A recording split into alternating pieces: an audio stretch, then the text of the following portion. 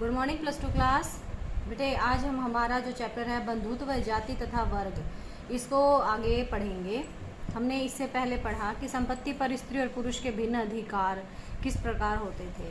अब हम यहाँ पढ़ेंगे कि वर्ण और संपत्ति के अधिकार, यानी कि जो अलग अलग वर्णों के लोग थे, वर्ण का मतलब वर्गों के लोग थे, और उनके संपत्ति पर अधिकार किस प्रकार होते थे। अब अगर हम ब्राह्मणीय ग्रंथों को देखते हैं तो उनके अनुसार संपत्ति पर अधिकार का एक और आधार था जो कि वर्ण था। जो ब्राह्मणों ने ग्रंथ लिखे थे उसके अकॉर्डिंग, जैसे कि शूद्रों के लिए तो एकमात्र शूद्र यानी निम्न जाति के जो लोग थे उनके लिए जीविका का साधन, जीविका का मतलब कमाई का साधन, इनकम का सोर्स क्या था? ओनली सर्विसेज प्रोवाइड करना था, लोगों की सेवा करना था। सेवा का मतलब कौन से वर्ण की सेवा करने से था कि जो 3 वर्ग और थे, यानी कि जैसे कि अक्षत्रिय, ब्राह्मण, ये लोग जो थे इनकी सेवा करना था, इनको सेवाएं प्रदान करना था, और इन सेवाओं को प्रदान करके ही वो अपनी जीविका कमा सकते थे।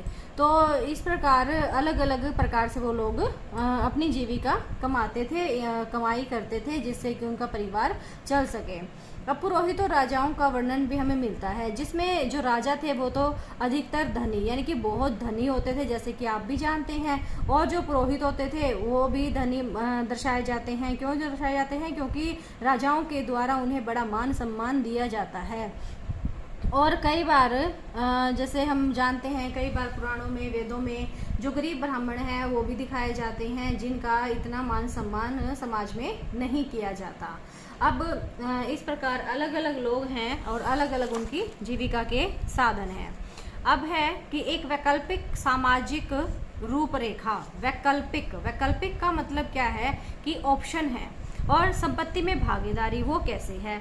अभी तक हम उन परिस्थितियों का परीक्षण करते रहे हैं जहां लोग अपनी संपत्ति के आधार पर, यानी कि उनकी संपत्ति ही आधार थी उनकी सामाजिक प्रतिष्ठा का, कि उनके पास जितनी संपत्ति होगी उनका समाज में उतना ही सम्मान होगा, या किंतु समाज में अन्य संभावनाएं भी थी। जैसे कि जो दानशील आदमी है उसका समाज में, दानशील का मतलब क्या होता है बेटे कि जो समाज में दान दक्षिणा वगैरह ज़्यादा देता है तो उनका समाज में ज़्यादा सम्मान किया जाता है। तथा कृपण व्यक्ति, कृपण का मतलब क्या है? जो कंजूस, कृपण का मतलब कंजूस व्यक्ति जो है समाज में वो घृणा का पात्र होता है। कंजूस किसको कहा जाता है कि जो किसको कहा जाता था? जो कि समाज में केवल अपने लिए ही धन एकत्रित करता था, वो किसी को दान दक्षिणा नहीं देता था, तो उसको समाज में सम्मान नहीं मिलता था। अब इस प्रकार क्या होता था कि कोई किसी के पास धन बहुत ज़्यादा एकत्रित हो जाता था और किसी के पास बहुत ही कम होता था। तो इस प्रकार धनी और निर्धन लोगों के बीच में बहुत ही विषमताएं आ जाती थी। विषमताएं का मतलब असमानताएं आ जाती थी। आगे है बेटे हमारा कि सामाजिक विषमताओं की व्याख्या। विषमता का मतलब असमानता, यानी कि जो समाज है उसमें अलग अलग तरह के लोग रहते थे, यानी कि उनका किसी का समाज में ज़्यादा सम्मान था और किसी का कम था।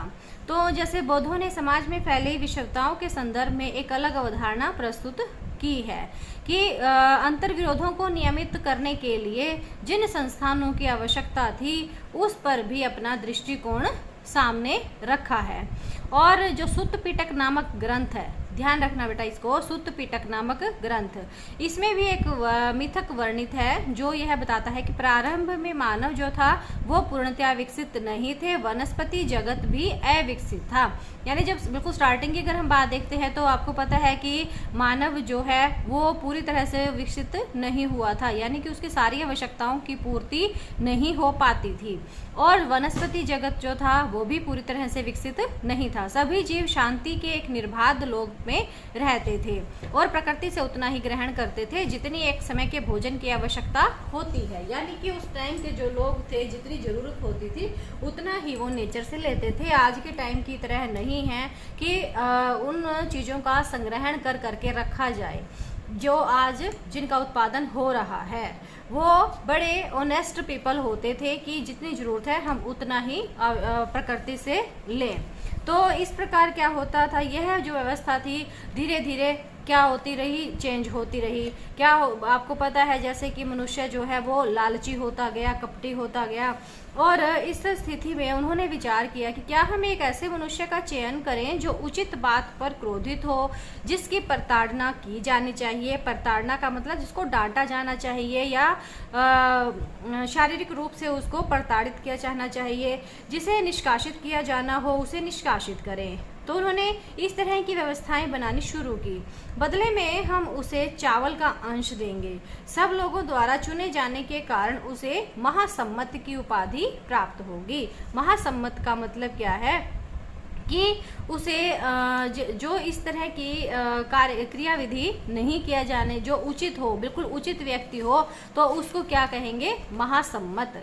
तो इस प्रकार लोगों को धीरे धीरे ये काम किसके द्वारा किए जाते हैं, राजा के द्वारा। तो राजा का पद लोगों द्वारा चुने जाने पर निर्भर करता है कि वो किस प्रकार का राजा अपना चुनते हैं। और कर वह मूल्य था। कर किसको कहते हैं, जैसे कि आपको पता है कर का मतलब क्या है, टैक्स, यानी कि जो राजा अपनी जनता से वसूल करता है। तो इसके आधार पर जो सुविधाएं, सेवाएं राजा के द्वारा आम जनता को प्रदान की जाती है, उसके बदले में राजा उनसे टैक्स वसूल करता है। आर्थिक और सामाजिक संबंधों को बनाने में मानवीय कर्म का बड़ा हाथ था।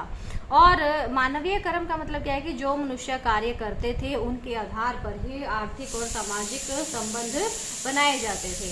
नेक्स्ट है कि साहित्यिक स्रोतों का इस्तेमाल, यानी कि साहित्यिक स्रोत का मतलब क्या है कि लोगों के द्वारा जो हिस्टोरिकल चीजें हैं वो क्या यूज की जाती थी। भाई किन किन चीज़ों का यूज़ करके हमें पता चला है कि लोगों ने किस प्रकार की वस्तुओं का प्रयोग वो करते थे। तो अब हम पढ़ेंगे इतिहासकार और महाभारत। यानी कि जो इतिहासकार हैं उन्होंने महाभारत से बहुत से ऐसे तथ्य निकाले हैं, निष्कासित किए हैं, जिसके द्वारा हमें पता चलता है कि वो लोग किस प्रकार के स्रोत का प्रयोग करते थे। और जो इतिहासकार हैं वो उन ग्रंथों के टाइप पर भी ध्यान देते हैं कि क्या यह ग्रंथ मंत्र थे, या जो ये ग्रंथ हैं क्या इनमें मंत्र थे जो अनुष्ठानकर्ताओं द्वारा पढ़े और उच्चरित किए जाते थे, या फिर ये कथा ग्रंथ थे। कि जैसे वो क्या जानना चाहते हैं कि क्या वो मंत्र थे या फिर कथाएं थी। कथा का मतलब किससे है कि जो लोग पढ़ते थे, सुनते थे और उनको उनका अगर इंटरेस्ट बन जाता था तो वो उनको दोबारा सुनना चाहते थे। तो इस प्रकार जो इतिहासकार हैं वो ग्रंथ और कथाओं के बारे में जानकारी प्राप्त करते हैं कि किस प्रकार की उस ग्रंथ उस टाइम पे यूज किए जाते थे। अब बात आती है कि भाषा एवं विषय वस्तु कि जो साहित्यिक स्रोत हैं उनमें भाषा और किस प्रकार की विषय वस्तु का प्रयोग किया गया है।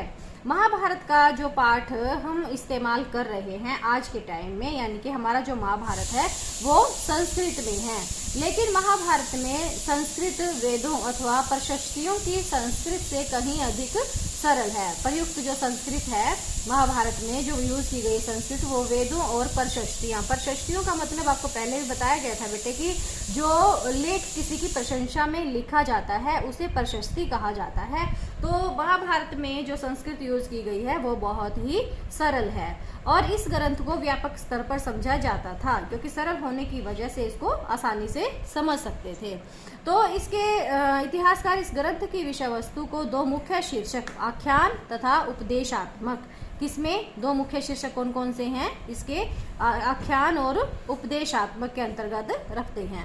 आख्यान में क्या आता है, आख्यान में आती हैं कहानियां और उपदेशात्मक भाग जो है यानी कि दो भाग बना दिए इसके, आख्यान और उपदेशात्मक। तो उपदेशात्मक भाग में आचार विचार यानी कि लोगों के विचारों के बारे में और आख्यान में कहानियां।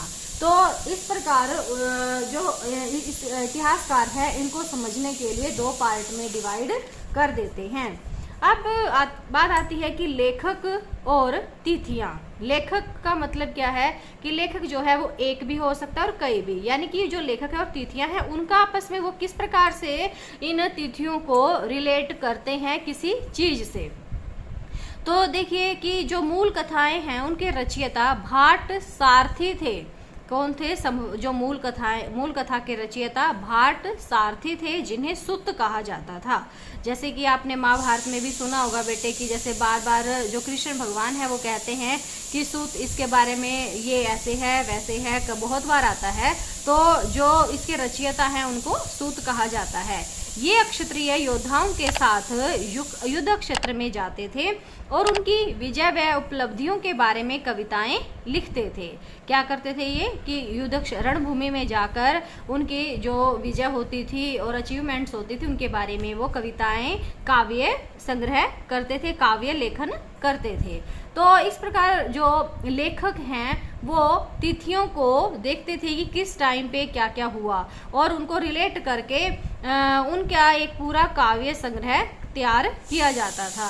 अब ब्राह्मणों ने इस कथा परंपरा पर अपना अधिकार कर लिया और इसे लिखा। आपको पता है कि ब्राह्मण वेद वगैरह लिखते हैं। तो इस प्रकार बेटे हम इसको समझ सकते हैं कि जो लेखक हैं और तिथियां हैं वो किस प्रकार इनका लेखन, इनका संग्रहण करते थे। अब बात आती है सदृश्यता की खोज। सदृश्यता की खोज का मतलब क्या है कि एक समान वस्तुओं की खोज करना। महाभारत जो है अन्य किसी प्रमुख महाकाव्य की भांति युद्ध, वन, राजमहल और बस्तियों का अत्यंत जीवंत चित्रण है। यानी कि जो महाभारत हमारा महाकाव्य है उसमें बहुत सारे युद्ध, वन, आपको पता है ये सभी वस्तुओं का ऐसे चित्रण किया गया है जैसे कि बिल्कुल लाइव हो। तो इसमें क्या है कि पूरा तत्ववेत्ता बीबी लाल ने मेरठ जिले के हस्तिनापुर नामक एक गांव में उत्खनन किया। उत्खनन का मतलब कि वहां पे खुदाई करवाई गई। क्या यह गांव महाकाव्य में वर्णित हस्तिनापुर था?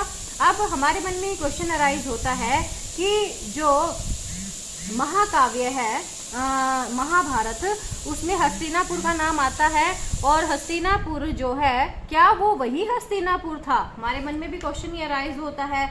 इन नामों की समानता मात्र एक संयोग हो सकता है।